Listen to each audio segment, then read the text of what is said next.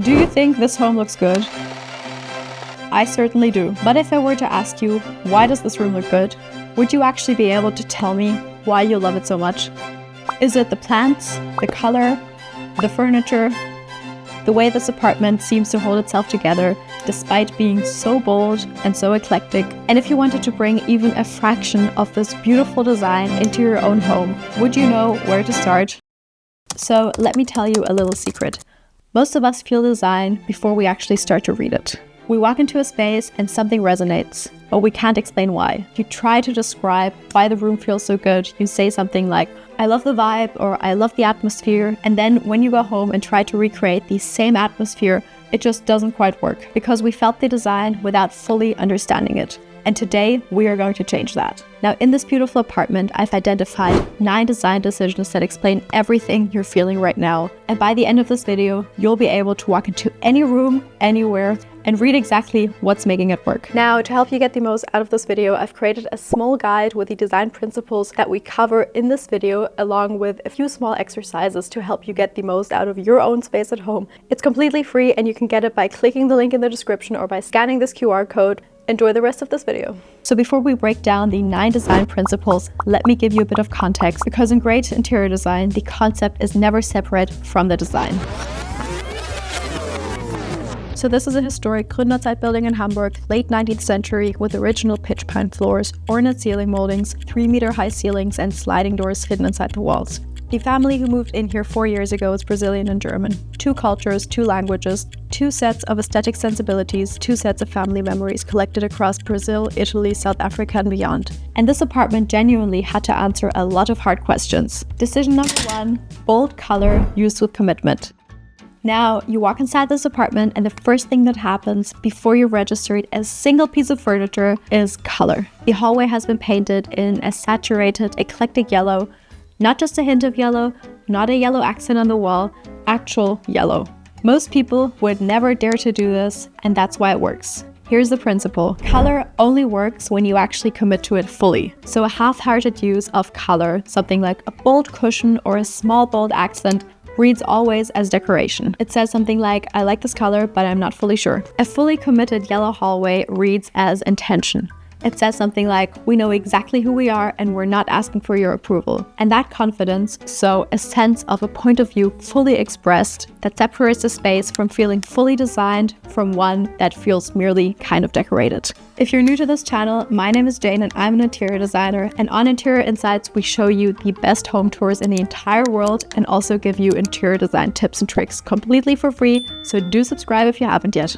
So where in your home are you actually using color tentatively? Where are you holding yourself back with like a small pop of color, something like a yellow cushion, when actually your design is screaming for a completely yellow wall? I recommend to pick a room, pick a color you like, or maybe also one that you've been afraid of, and to commit to it fully. The color announces the identity of this apartment, but once you're inside, something completely else is happening. So decision 2 is about how this apartment doesn't just use wallpaper as decoration, but actually as architecture. Look at this wallpaper panel in the dining room. It's botanical. You have vivid illustrated plants and flowers cascading down a deep black background. And what's so cool about this wallpaper is that the flowers really pop off of this black background. But now I want you to notice something about how it's been applied. So it hasn't been applied to all 4 walls, but instead it has been applied only to one. And when you apply a bold piece of wallpaper to every single wall of the room, it becomes the room and it just visually kind of swallows it. Basically, it overwhelms the space. A deliberate graphic intervention on one plane, it really becomes a statement within the room. Everything around it gets to exist, but at the same time, it really just injects this jungle atmosphere into the room and also really just adds this 3-dimensional aspect to it. Pause this video right now and comment below if you would dare to such a bold wallpaper in your dining room. So the graphic floral wallpaper really adds this drama and dimension to the design. There's another moment in this apartment that does something even more surprising, something that you wouldn't even know was there until someone showed it to you. Decision 3 is all about the power of design surprises. Now, I really love this decision. So this is a cork cabinet in the dining room. From the outside, it's understated. It looks kind of functional and you'd walk past it without a second glance. Now we're gonna open it. Inside, you have a fully considered home bar. And the interior is lined with this mirror foil, which catch and multiply the light. It creates depth and it really transforms what would have been a boring cabinet. It really is a wow moment hidden behind a modest exterior. And personally, this is a design technique I really find compelling and that I really love because it is one of the most underused principles in residential design. I call it the design surprise. Now, a wow moment doesn't have to be large and expensive. It has to be impressive. So, surprise rewards the curious. But the overall experience of moving through this apartment, the sense that it's coherent despite being so varied, comes from something happening across every single room simultaneously. So decision 4 is about the invisible thread that holds everything together. Now this is a decision most people will never consciously notice because if it's executed well, it feels almost invisible. You don't see it, but you feel it. It's the reason you move from the hallway to the dining room to the kitchen and the bedroom and never feel like you've left the same home, despite each room looking different and having a completely different function. Now let me show you the color palette of the home as we travel through it. The hallway is warm, eclectic yellow. The dining room has deep botanical green. The living room has petrol blue behind the sofa and warm brown leather. The kitchen is again blue and sleek black countertops. The bedroom is calm white walls, yellow accents returning quietly, while the kids' room also has a blue ceiling, yellow touches again, and warm layered rugs. We have yellow, we have warm wood, we have these different shades of blue, black as a grounding neutral in the backdrop that just makes everything in front of it pop. Now these few colors reappear across every room. Not every single room is yellow because that would be too boring, but they reappear as a family and with different weights throughout the different rooms. This is what I call a traveling color story. The palette moves with you so that every room feels like a chapter in the same book, written in the same hand, but exploring different moods. So something that you can ask yourself for your own home is that if you pulled a single color swatch from each of the rooms, would they look like a color family? Would they make sense? Or would they just look like random colors? Now, if you're interested in the topic of color, I actually have a full interior color masterclass where we dive much deeper into the topic of color and how to create those gorgeous, consistent color palettes for your home. You can check it out if you're interested. The link's in the description. Now we're already halfway through the design principles, and decision 5 is about a system that creates quality. Now let's take another quick look at this dining room. A big slab of wood is a dining table, mismatched chairs, each with their own character, the floral botanical wallpaper, a sculptural rattan pendant lamp above the table, a gallery of collected artworks and collected Fornasetti plates, enormous architectural plans occupying all of this vertical space and just filling up the space with something sculptural. Now the secret to this dining room is that every single object has its own function and creates its own new layer within the design. So the floor just creates this calm, continuous, unifying element. The white walls, except for the wallpaper, also just retract into the background, and the furniture is anchored by the one dominant piece in each zone, here by the large table. Now this is where most design ends, but what makes this design really stand out is the fact that we have all of these different vertical layers within the space that actually fill it. So the green large plants are the vertical layer that are reaching upward and give the eye somewhere to travel above the eye level.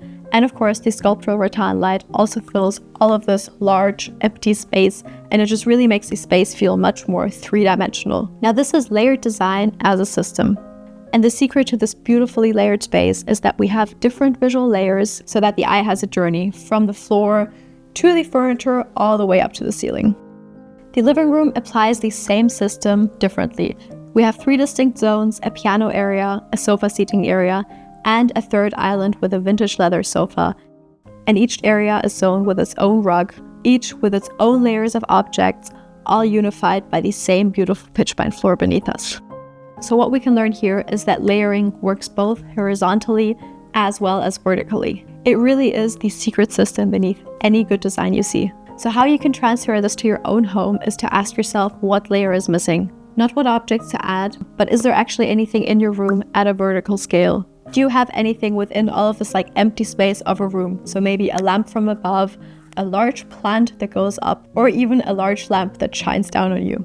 So layering really is the secret to any good design, but for the design to be successful, it needs to be personal and have a soul. And that is where design principle 6 comes in. Now this is where it gets really personal. Every object within this apartment comes from somewhere very specific. The dining table, the chairs were collected throughout the years, some mismatched, some vintage, some contemporary, unified by the large table. The artworks were collected during family visits to Brazil, a holiday trip in Italy, or a trip in South Africa. The leather sofa in the living room was found at a Hamburg flea market. The living room shelves hold all of the family memories, sorted loosely by color, objects from travels, small things that inspired the couple over the years. The cookbooks in the kitchen are there because this family genuinely loves to cook. Nothing is a placeholder, nothing is decoration, and every item you see within this home actually has a story. And I couldn't agree more with this. A home should be the biography of the people who live in it. When every object in a home comes from the same source, so the same shop, the same Sunday afternoon, or the same vintage style, the home feels curated but flat, and it lacks soul. There's nothing to discover, nothing to ask about. It looks like an empty showroom. So rather, give yourself some time to intentionally curate your space and the items in it. So ask yourself, which objects in your home have a story that you could tell somebody who was dropping in for a coffee, and which ones are simply occupying space? The gap between those two categories is your design opportunity. You don't need to travel a lot, you just need to give yourself some space and some time to collect. 6 design principles down, 3 to go. Decision 7 is about how this apartment solves one of the most uncomfortable and worst problems in residential design, and that is having an awkward room layout. The living room has an unusual shape.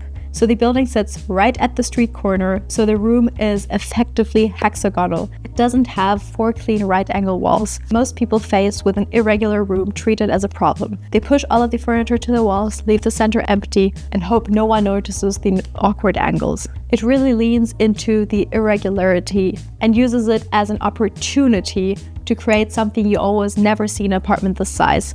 3 different distinct zones in one open space. Each zone isn't defined by the walls, but by the rug underneath it. The rug is the architecture, and it just really creates these dedicated zones and shows the eye that they exist separate from one another.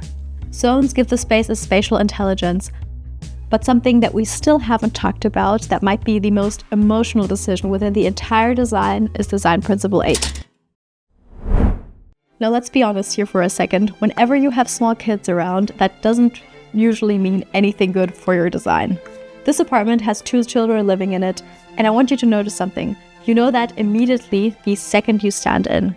The children are not hidden from their design, and their needs are fully incorporated into the entire design language, and that is something that I really love. Their needs are woven into every single room. So in the dining room, there's a small drawing station for the kids, not shoved in the corner, but positioned and scaled as its own little zone. In the bathroom, we have the same thing. These small lower shelves also belong to the kids. And the kids' room itself is also designed for the kids and in a very kid-appropriate way, and not in those typical boring kids designer colors. And now to my favorite detail in the kids' room, and that is that we have 2 bookshelves. One for German books, one for Portuguese books, and this functional need of having 2 different language books has been given an architectural form. Now, onto the last design principle, and this might be the most important one. So if designing for real life is what gives this apartment its soul and its atmosphere, the design principle number 9 is what really makes everything work together.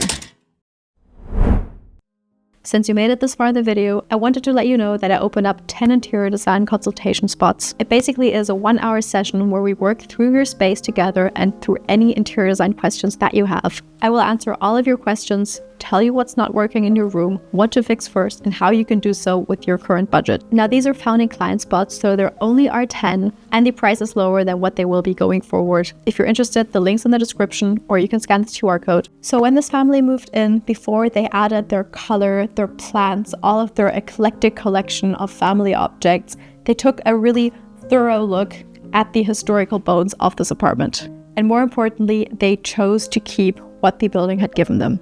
So the pitch pine floors are completely intact throughout the apartment. The ornate ceiling moldings and sculptural plasterwork in every room have also been left untouched and not decorated or messed with. And now here's the principle that I want you to pay attention to very clearly. Beautiful historical architecture will always be the most expensive, most incredible design element in any space. So when you are lucky enough to actually have it, do not paint over it, do not change it, do not remove it. It is the absolute coolest thing in the house. Now, of course, you may not live in a 19th century Hamburg apartment, but every single home has an architectural character, so proportions, light, ceiling height, structural identity of the space. And in my opinion, the interior design should always respond to the architectural heritage that we have around us and that we are living in. Comment your favorite design principle below, and I'll see you in the next video.